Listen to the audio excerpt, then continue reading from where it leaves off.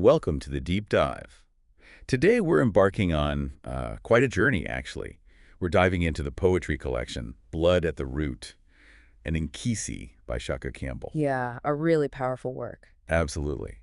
So for this deep dive, we've really surrounded ourselves with the material. We've got excerpts from the book itself, obviously, the author's own introduction, the foreword. Advanced praise from other poets, which is always interesting to see. Right, and of course a selection of the poems themselves. They're incredibly personal, very resonant. Definitely. And our mission really is to pull out the key insights, the nuggets of knowledge from this amazing collection. Sort of a shortcut for you, the listener. Exactly, a shortcut to understanding the themes, the maybe surprising truths, the deep human stuff Campbell gets into. And we're trying to figure out, why is everyone calling this an opus work? Why should you have this on your bookshelf? Well, and just starting with the title, Blood at the Root, and nkisi. Yeah. That immediately signals something, doesn't it? It does. What is an nkisi exactly, for those who might not know? Right. So an nkisi, it's a power object from certain Central African cultures. Think of it like a container, often holding potent materials believed to have spiritual force for protection, healing, guidance. Ah, okay. So the book itself is framed as this kind of powerful, maybe protective object. Precisely. It sets the stage right away for exploring identity, heritage, something profound. Okay, let's unpack this then. The first thing, and it really hits you reading it, is this huge theme of fatherhood and family ancestry. It's right there at the foundation. Yeah, it's central. And it brings up that big question, doesn't it? How do you pass on a legacy? I mean, really pass it on. The advanced praise calls it a passionately masterful dive into fatherhood and family, a tender unpacking of bloodlines. Tender, yeah, that feels right. And it speaks right to his daughter, the inheritor of his bloodline, telling her she has power, she walks in it, she comes from it. And should never forget who she is. Wow. It's more than just biology. It's this inheritance of, strength. Exactly, self-knowledge. And the author's introduction really leans into that. He addresses his daughter directly. Yeah. He calls his poetry an offering, experiences, observations, things that might illuminate her path. And I love how he frames parenthood itself, not as, having all the answers, but as an endless balancing act of guidance and humility. That really rings true. He's essentially writing a guide for her, isn't he? And if you zoom out a bit, Tarita Michael's foreword touches on this idea of cellular memory. Ah, yes. Yeah. Cellular memories kept secrets. That line stood out. Right. And how Campbell, reflecting on his grandparents, confirms their link is boundless. We are, quote, eternity's human cargo, circulating in rivers of blood. Eternity's human cargo. That's a phrase. It is. And Michael quotes an ancestor saying, it's all circles. Campbell just makes that whole abstract idea feel so real, so tangible through his own stories. Yeah, he grounds it. But, it's not just celebration, is it? He goes deeper. What really got me was how he then starts to, peel back the layers on how identity gets formed. And sometimes it's by forces completely outside our control. That's where things get really complex, I think. Definitely. You see that really clearly in poems like Birth Certificate. Oh, yeah. The names. Exactly. How names and identity by extension just get shifted. His grandfather's name changing from Linford to Stanford to George. And his grandmother, Yvette, to Polly. Right. And Campbell notes sometimes names are just names, other times there's something else entirely. It's subtle, but it's this powerful commentary on how bigger systems can, redefine you. Or try to. That's fascinating. The way a name change isn't just administrative. It's like a shift in identity imposed from outside. Yeah. How does he suggest people, find themselves again when that happens? Well, that's the struggle, isn't it? And he connects that historical shift to something more contemporary in North Greenwich Station. Right, the young man on the tube. Yeah.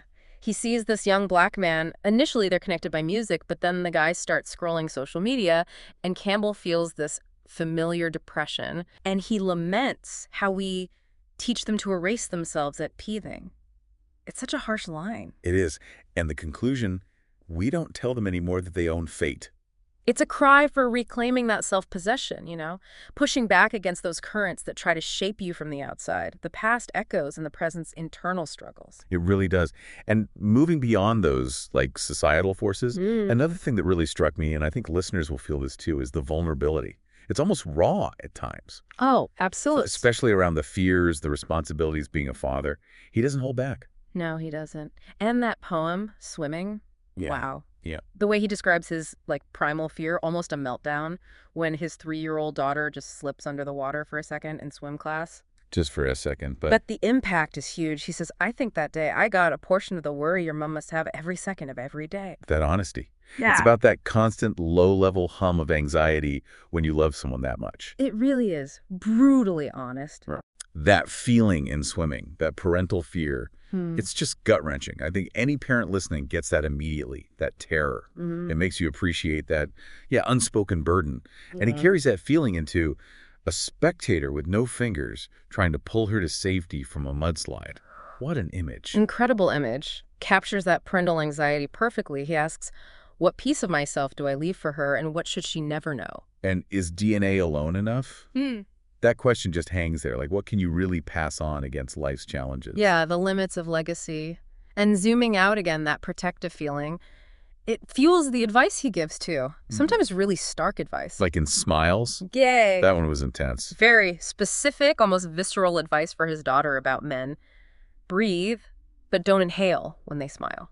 Wow. And become viper if you need to. Because he says they can smell how much you will make them better men. That's chilling, almost. It is. He tells her to calibrate. Don't mistake a volcano eruption for skin as a warm heart. And notice the language there, too. Short. Exactly. Short lines, these really vivid, sharp metaphors like viper.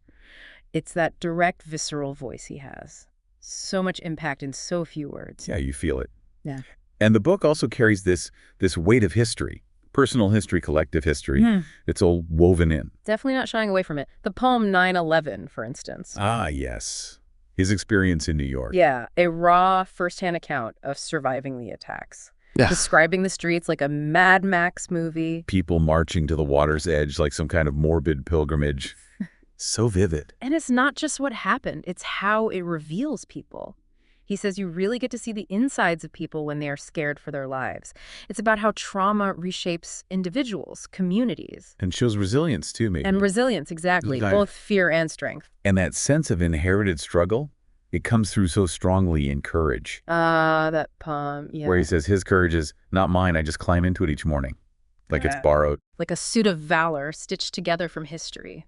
Every little bit of Congo, every Sudan, every refugee, imprinted with the fear of losing home. And now that suit is starting to unravel. Right. Revealing that the courage feels borrowed, passed down, maybe fragile. It's about that cumulative weight, but also the strength from generations past. It's such a powerful metaphor. Yeah.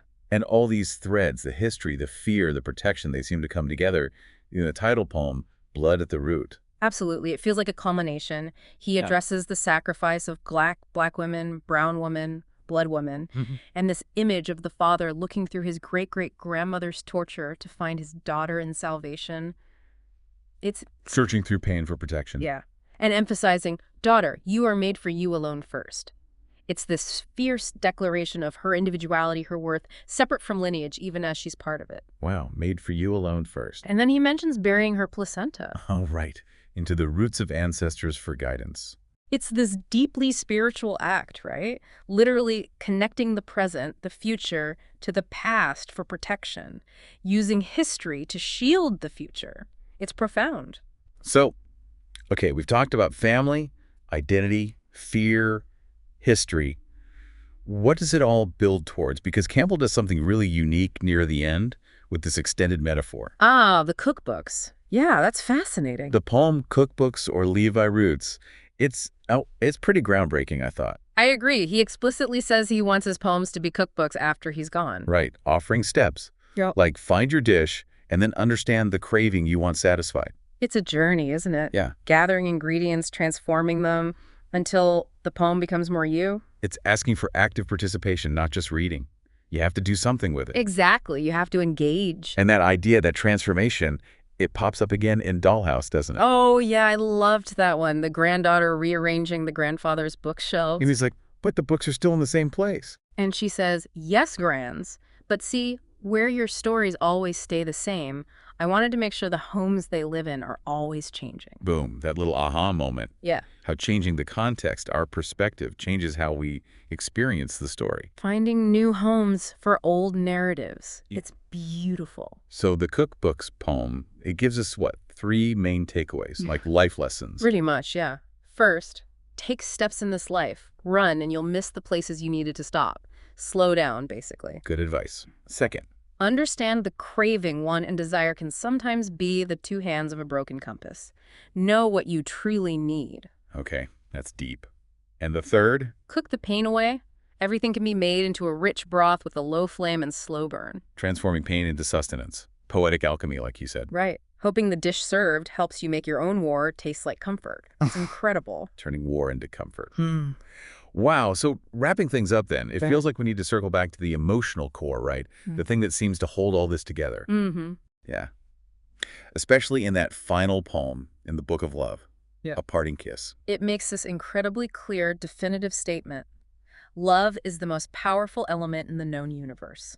Full stop. He doesn't mince words there. Not at all. He describes it as something that can create and destroy matter, something that can inspire, hurt, kill, motivate, deconstruct, resurrect. A man, a planet, a belief. It's huge. It's everything, both potent poison or resilient lifeline. And ultimately, it's the one thing he says he both fears and wants desperately for his daughter. Fear and want. That sums up so much of the parental anxiety we talked about. Exactly. It's the anchor, isn't it? The compass for navigating everything else. What an incredible journey, really, through Blood at the Root. We've touched on so much. Fatherhood, ancestry, trauma, courage, all through Campbell's really unique voice. It's a dense, rewarding read. Definitely. So as you, our listener, reflect on all this, maybe think about this. How do the cookbooks, you've inherited the stories, the lessons, how do they shape the homes you build for your own life? Good question. And what ingredients, maybe from your own pain, your own experiences, are you choosing to cook into comfort, into strength? Something to think about.